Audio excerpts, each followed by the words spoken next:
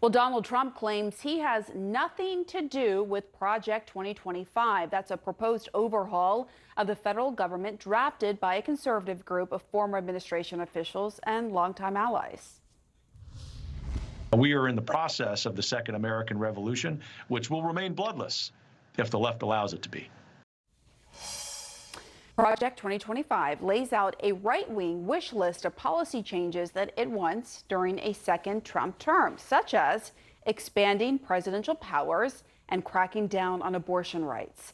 Joining us now is former advisor to Vice President Mike Pence, Olivia Troy. Hi, Olivia. So what do you think about Trump distancing himself from Project 2025, given the fact that former officials that were in his administration are part of this? Do you believe him?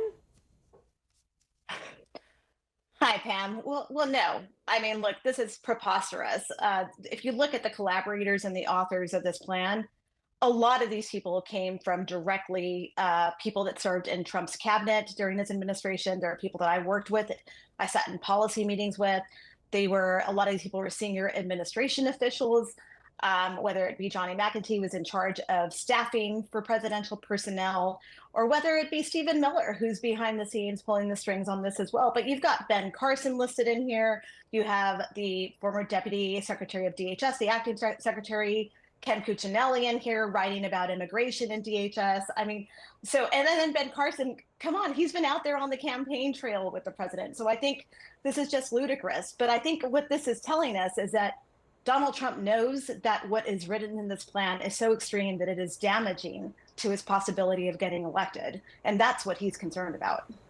So Project 2025, for those who don't know, is over 900 pages long, but it does give very specific instructions on how to replace federal jobs with political appointees, dismantle the Department of Education and other federal agencies, expand executive power, and ban the abortion pill, mifepristone, nationwide. Is this, a winning strategy for conservatives? No, I don't think so. I mean, look, I am a conservative-leaning individual. I'm a lifelong Republican. But when I think of the traditional tenets of the GOP, I think of fiscal conservatism. I think of individual liberties. And quite honestly, if you go through and really read through this plan, this is complete overreach by the federal government on our individual liberties. And I just want to be clear to women and men who support women and our individual right to health care. I know that we all have differing views on it. I certainly lean conservative on it, but there's language in here that says, liberal states have become sanctuaries for abortion tourism. That is how this document is written. And so when you think about policy meetings in the Trump administration, should that happen again? Should he come back to office? I want people to view the type of language that's going to be said in these meetings, because to me, tourism doesn't enter my mind when I think about women who are having trouble giving childbirth, who are actually leaving states right now to be able to access healthcare. I don't think about that as tourism. And this is the type of rhetoric that is in this document that I think people need to be paying attention, because they're not messing around when it comes to this. And we should believe them. And so, to that president of the Heritage Foundation, which, by the way, is a think tank that I used to go to, especially as a college student and in my summer internships, and as someone who worked at the RNC, I used to go there and take some of their courses and attend some of their summits.